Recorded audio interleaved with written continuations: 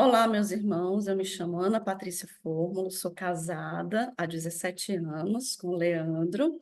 Nós temos 5 filhos, estamos em missão aqui na Diaconia Geral e me chamaram para partilhar com vocês sobre esse caminho de discernimento até o matrimônio, né? Esse caminho que vocês estão vivendo de discernimento até a concretização do matrimônio, os ajustes que vão sendo feitos, né?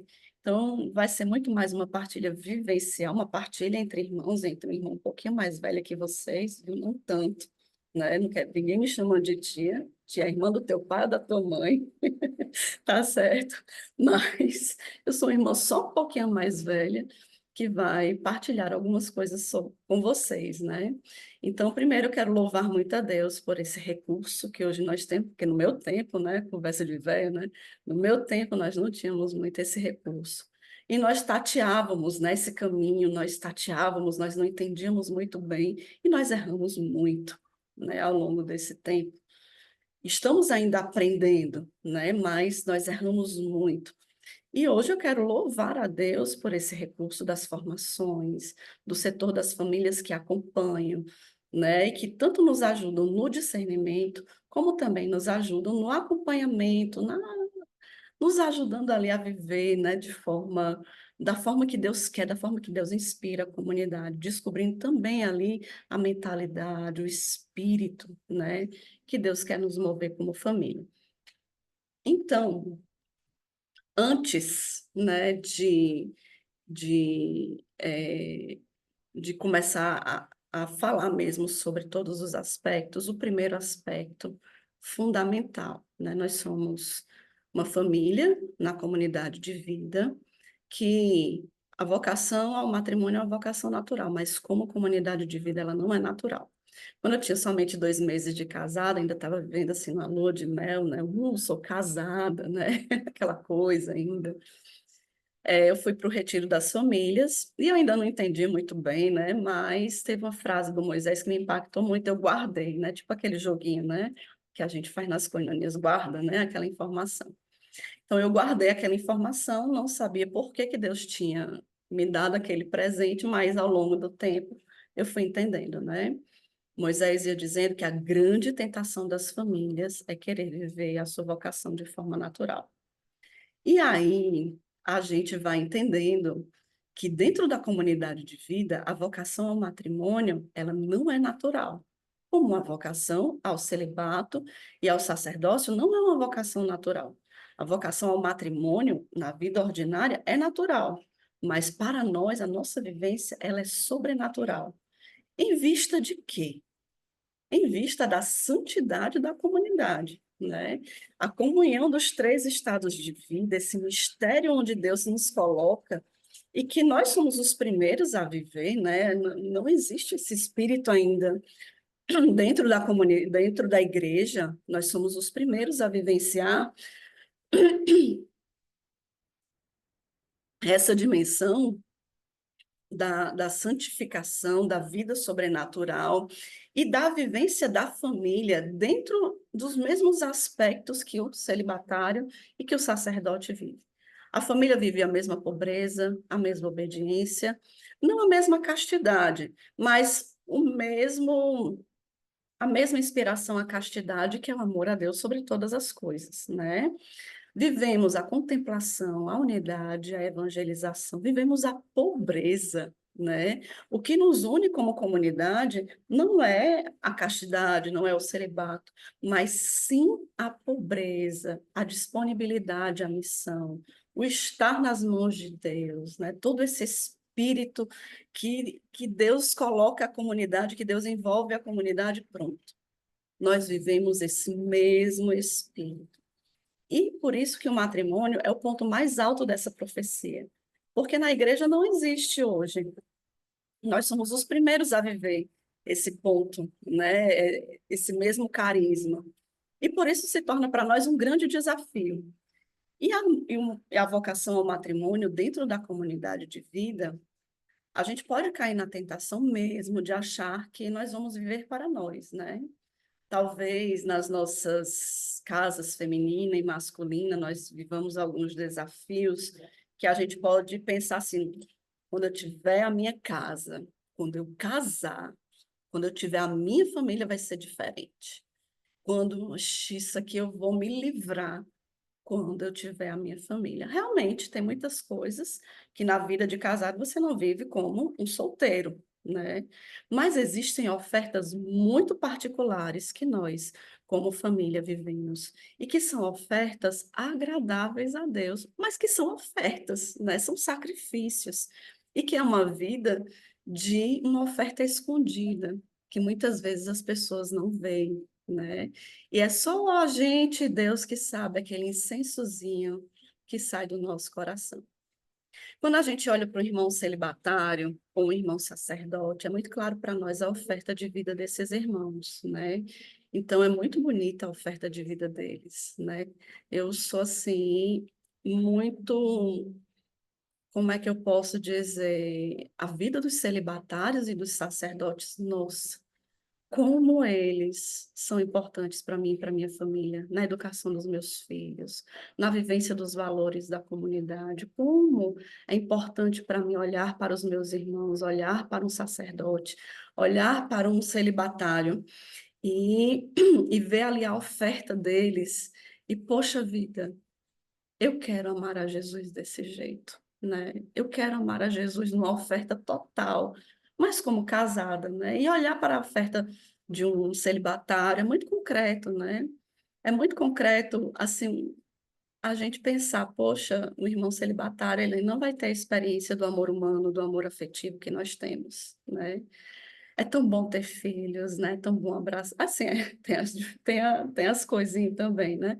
Mas poder abraçar o filho. Eu sou muito afetuosa, né? Então, eu gosto muito de abraço, de beijo.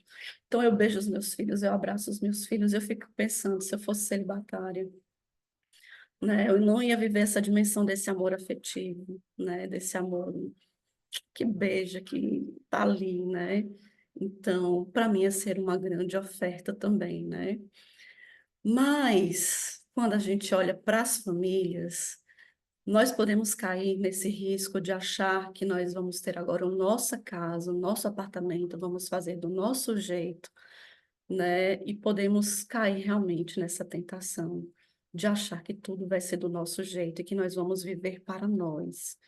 E quando nós tentamos viver para nós, dentro da comunidade de vida, seja em qualquer estado de vida, nós vivemos umas lutas e uns sofrimentos desnecessários, né? É melhor se converter logo.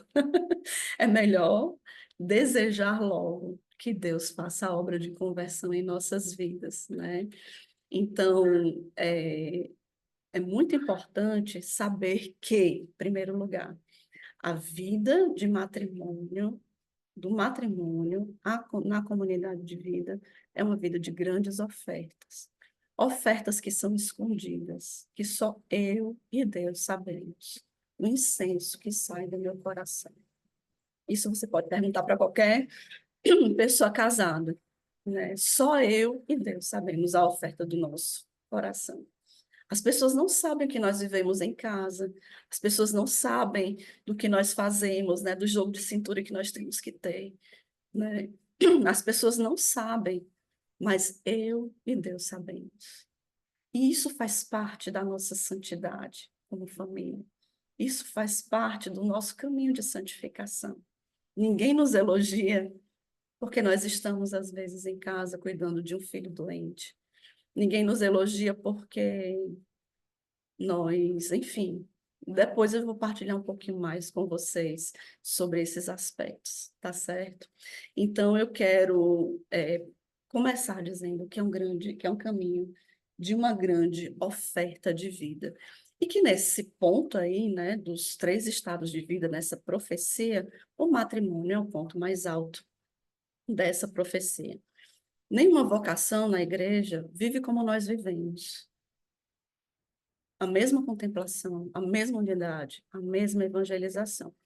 E essa oferta, ela começa já no namoro. Muitos de nós, eu namorei à distância, né? E no meu tempo não tinha celular, não tinha, nós não tínhamos tanto acesso à internet, não era tão fácil, né? Então era o cartão do orelhão que a coordenadora de casa fazia ali, né? Tentava ali comprar para a gente poder falar com o nosso namorado, né? E a gente realmente assim era muito doloroso, né? Não consegui falar com o nosso namorado. Teve uma vez que eu passei 15 dias sem falar com o Leandro. E detalhe, nós tínhamos brigado, né? Na ligação anterior e as unidades do cartão caíram, né? 50 unidades, aí e você não deu tempo de se resolver, né? E nós passamos 15 dias sem se falar. Então era assim uma coisa dentro de nós, né?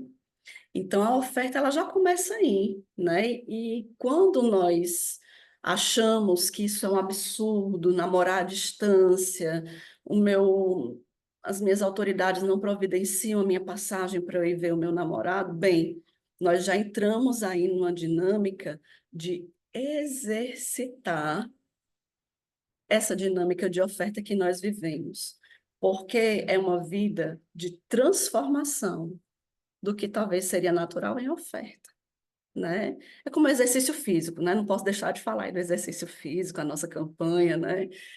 Em vista da nossa melhor oferta, né? Então, também em vista da nossa melhor oferta no nosso namoro e no nosso caminho de discernimento para o matrimônio, nós precisamos aprender desde já a transformar essas coisas que seriam naturais em oferta a Deus, né? Quando nós namorávamos em 2006, no meu tempo, né, era diferente de hoje, o discernimento. Nós pedíamos para casar no semestre, para noivar no semestre e casar no semestre seguinte, né?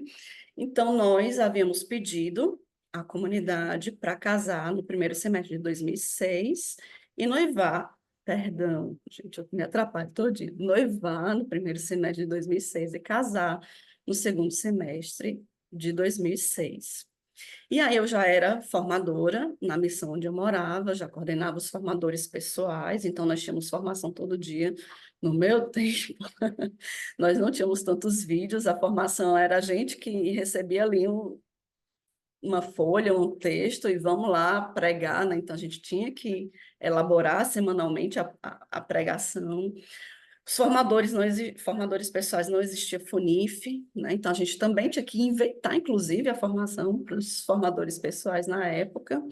Eu tinha 10 formandas, né? E tinha toda a casa. E quando nós fizemos o nosso pedido, para noivar no primeiro semestre de 2006 e casar no segundo semestre de 2006, a comunidade acolheu o nosso pedido para o matrimônio, ok. Porém, a missão onde eu estava precisava de um coordenador apostólico e eu tinha perfil para coordenação apostólica e aí então foi pedido que eu não casasse naquele ano.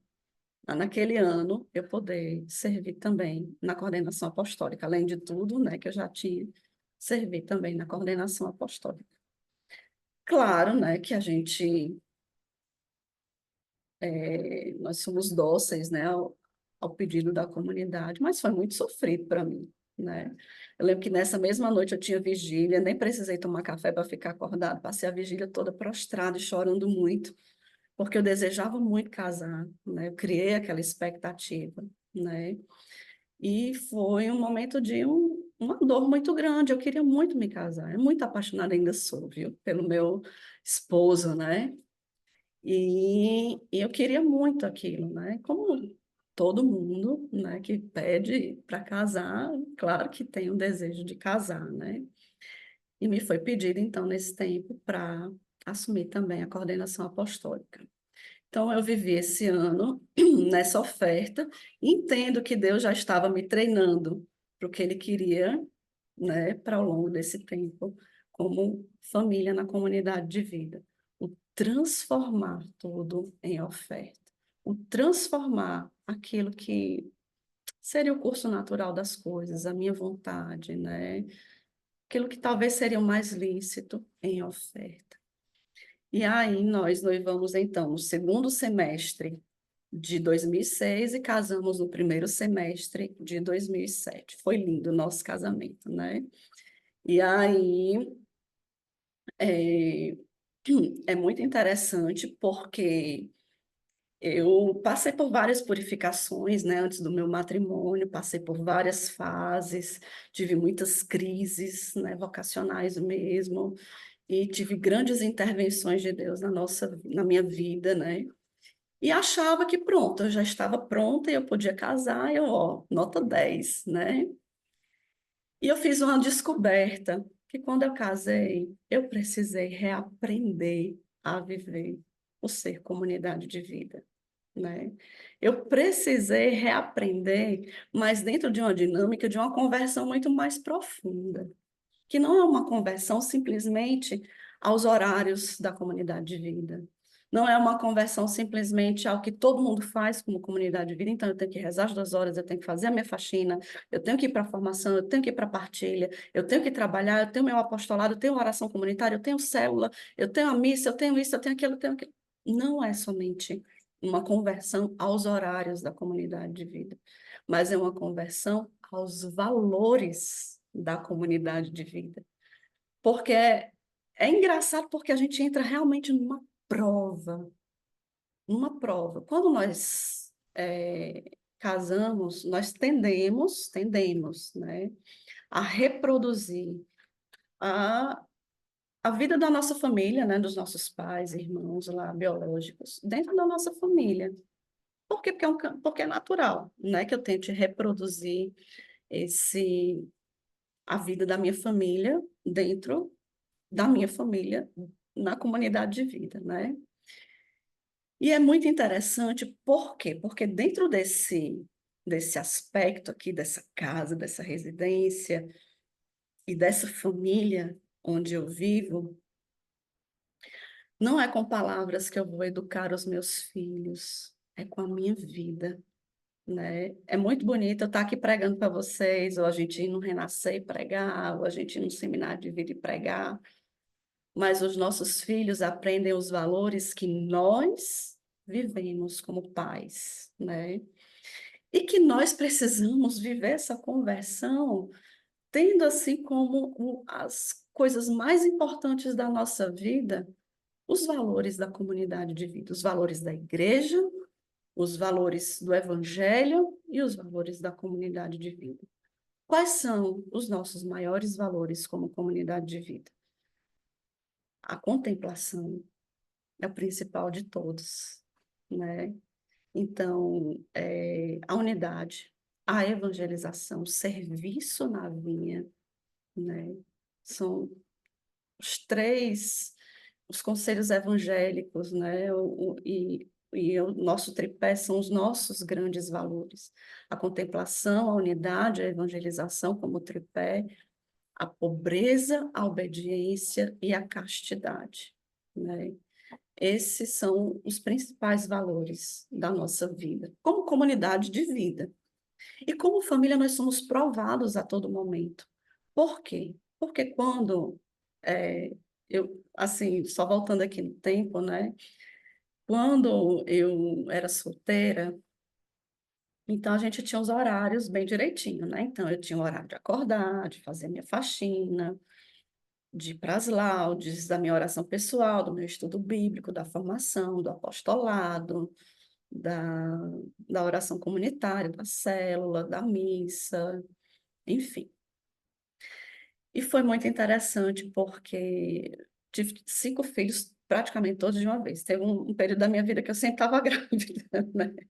Então, é tanto que os meus filhos, as idades são bem escadinhas, né? 16, 15, 13, 11 e 8, que vai fazer 9, né? Então, é bem escadinha mesmo, né? E teve um também que eu perdi, né? Ele está no céu já nos esperando, né? Guardando nosso cantinho lá do lado de Jesus, né? Nosso filho que está no céu. Bem, então, quando eu tive o meu primeiro filho, eu entrei numa grande crise, né? Eu lembro que eu tive uma grande ameaça de aborto. Todos eles eu tive, né? Ameaça de aborto, mas nesse primeiro foi o mais grave. Eu tive que passar quase que toda a gravidez deitada, né? Por risco de aborto. E aí, eu lembro que quando ele nasceu, que eu cheguei em casa, botei ele no berço, Cheguei do hospital, botei ele no berço, eu estava com os pés bem inchados, assim, cheia de dor. Teve que ser cesárea, né? Por causa de todo o processo que eu tinha vivido. Tomei muito medicamento para segurar ele na hora do trabalho de parto. Eu não tinha dilatação, então teve que ser. Ele já estava em sofrimento, então teve que ser cesárea, né? E eu toda dolorida, toda inchada, toda aquela coisa, né? Horrorosa, né? Do pós-parto. Principalmente ali no, quando é cesárea, né? Mas eu lembro de eu chegando em casa, coloquei ele no berço e fiquei olhando para ele e dizendo: e agora? E agora, o que é que eu faço? E agora? E agora? Porque a gente vai se acostumando muito a fazer, né? Eu vou fazer a minha oração pessoal, eu vou fazer o meu estudo bíblico, eu vou para a minha célula, eu vou para o meu apostolado, eu vou fazer no meu apostolado, né? E eu tinha muitas responsabilidades, como eu partilhei com vocês, né? Antes, de casar, né? E, é, e ali eu estava diante da maior responsabilidade da minha vida e sem saber o que é que eu ia fazer. O que é que eu ia fazer da minha vida agora? Como é que eu ia viver a minha oração? Como é que eu ia viver o meu apostolado? Como é que eu ia para uma koinonia? Como é que eu ia ser pobre agora tendo um filho para criar, né? Como é que eu ia ser obediente? Como é que eu ia, agora sendo mãe de família, ter que levar o meu filho para o médico e ter que pedir a minha formadora comunitária, ao meu coordenador de trabalho, a dispensa, né? Como é que eu ia viver enfim, né? Como é que eu ia viver a comunidade de vida? E como é que eu ia lidar com aquela maior responsabilidade que eu tinha agora nas minhas mãos? Então eu vivi uma grande crise, né? Uma grande crise. Quem conhece meu primeiro filho, acho que vai entender, né? Porque ele é meio assim, meio, né?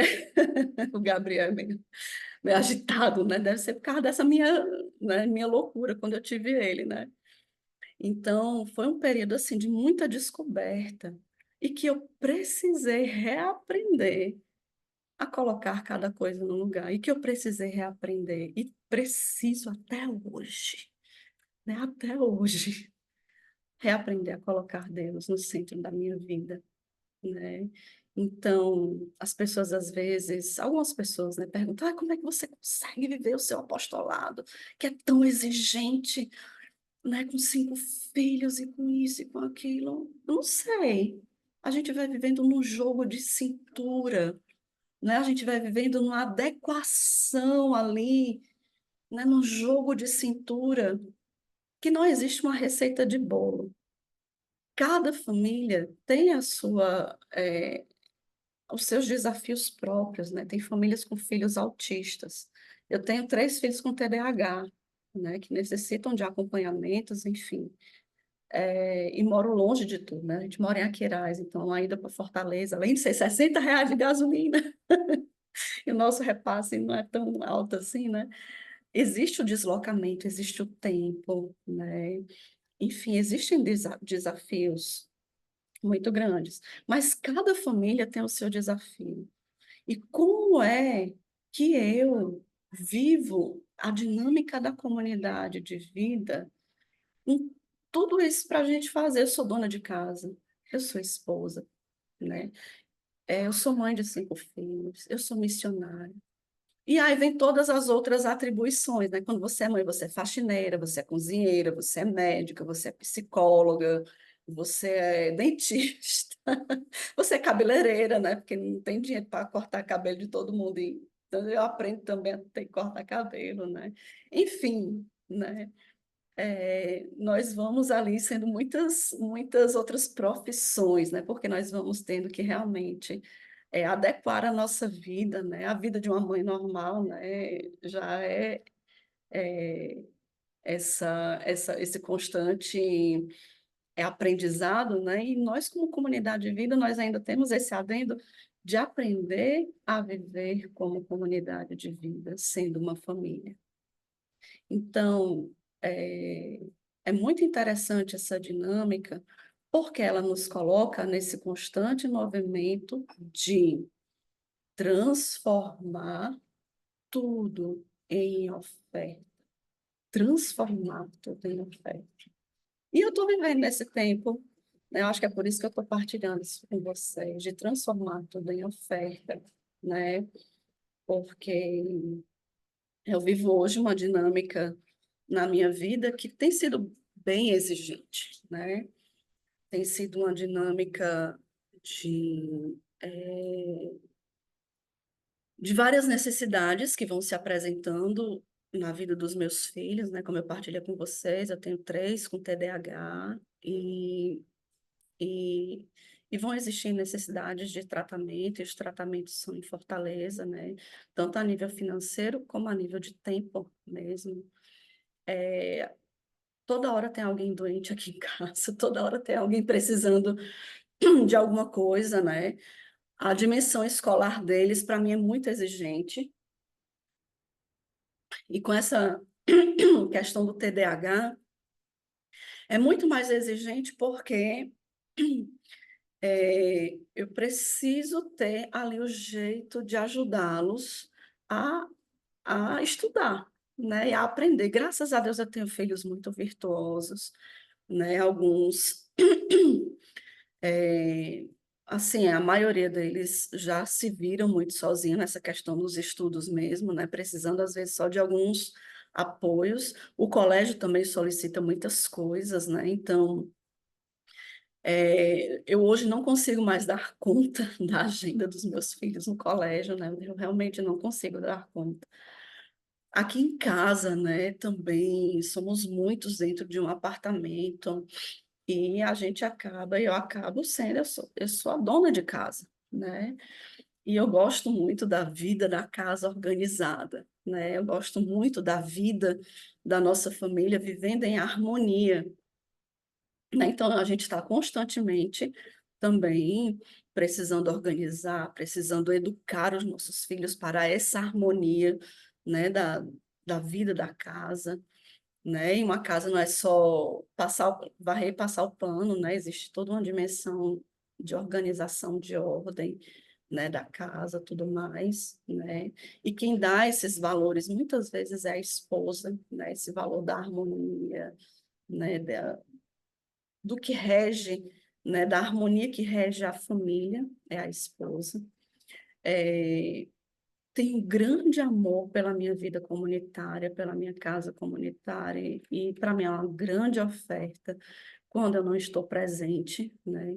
Tenho hoje um apostolado muito exigente, né? Graças a Deus é muito exigente, né? E que demanda muito tempo de mim, né? Eu preciso. Ixi, Maria, eu falei, foi errado, né? Demanda muito tempo meu, né?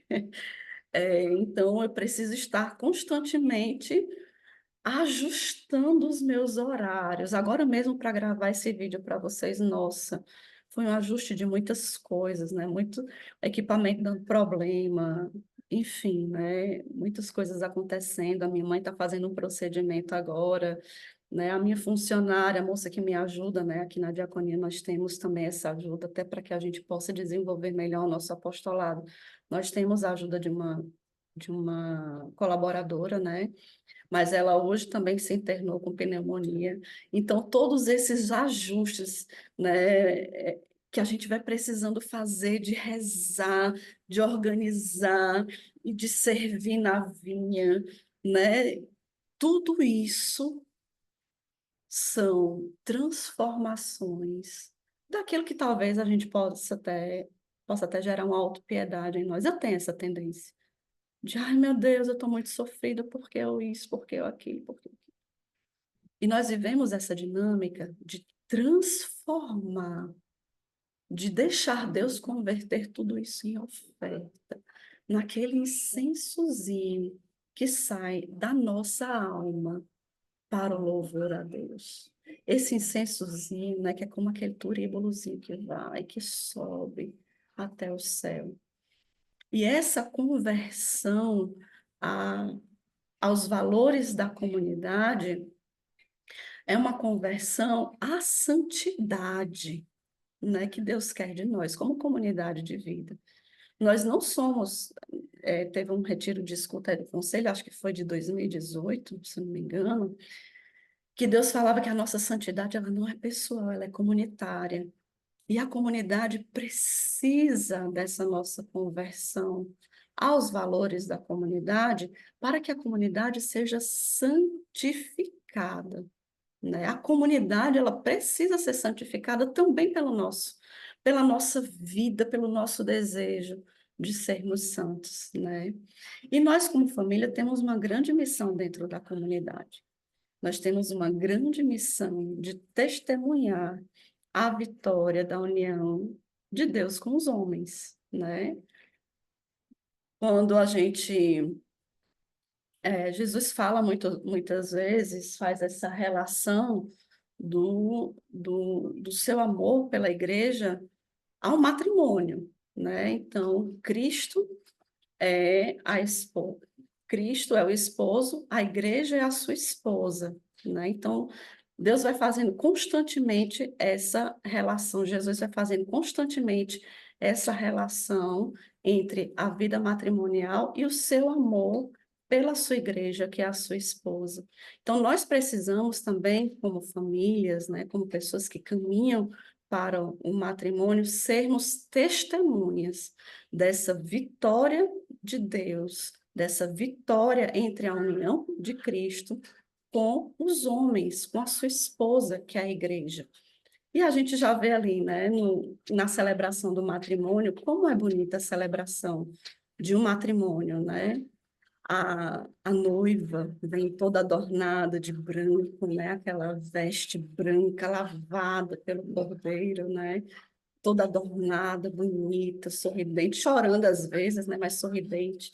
E a gente vê todas aquelas pessoas felizes, né? Você vai entrando e vai vendo todas aquelas pessoas felizes acompanhando ali a entrada da noiva, né? E o noivo que espera, aquela expectativa, né, do noivo por ver a noiva entrando na igreja, então é muito também a imagem do céu, né? A imagem de Cristo que nos espera também, né, que espera a noiva entrar, né, a noiva que ele redimiu com o seu sangue, que ele lavou com o seu sangue, que entra ali com aquelas vestes brancas e adornada, não de vestes normais, né, adornos normais, mas os adornos que ele foi gerando por meio da nossa oferta, né?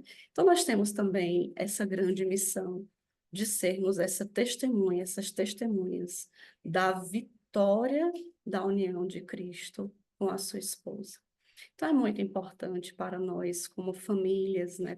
Vocês que caminham para o matrimônio, né, para a concretização desse estado de vida, entender que os valores, né, os nossos valores são os valores do Evangelho, da igreja e da comunidade, né?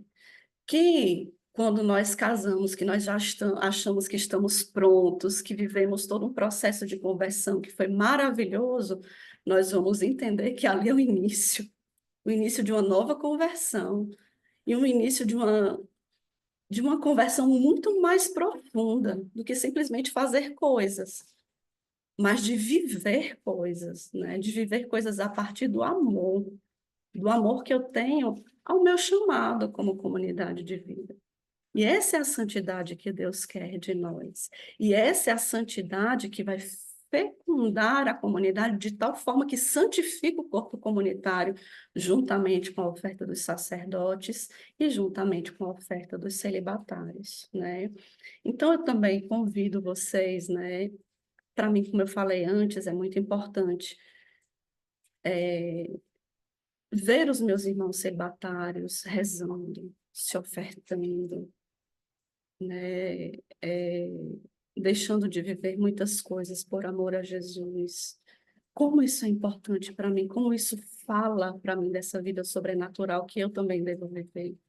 Quando eu vejo o sacerdote ali ministrando os sacramentos, a missa, ele transformando aquele pão e aquele vinho no corpo e no sangue de Cristo, nos dando Jesus, nos dando a graça da reconciliação com Cristo, né? Nos dando a graça da santificação. É a pessoa de Cristo em meio a nós.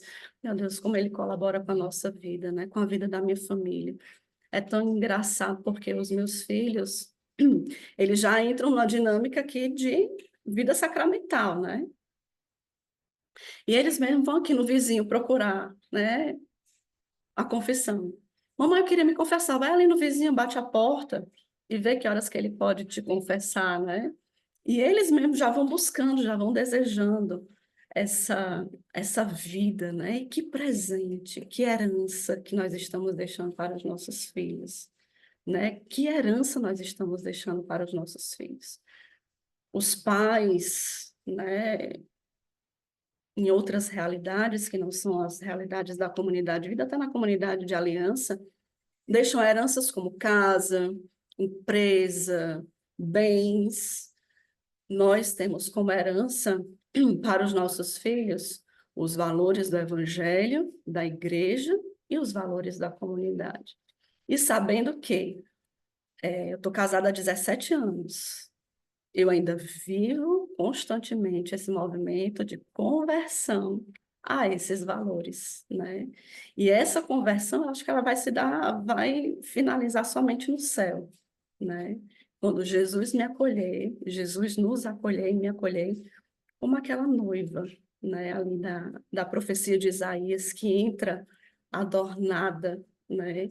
Que entra adornada pela oferta, que entra adornada pela eleição, que entra adornada pelo amor, né? Pela misericórdia de Cristo, né? Então, é essa partilha que eu gostaria de fazer com vocês hoje. Louvo muito a Deus, né, por esse tempo em que nós estamos vivendo como comunidade, esse recurso, como eu falei, né, das formações, dos acompanhamentos, do auxílio que nós vamos recebendo, mas tudo isso em vista também da nossa oferta, né, e da nossa oferta fecunda, né, da nossa oferta que é, que fecunda a vida da comunidade, mas que fecunda também a vida da humanidade, né?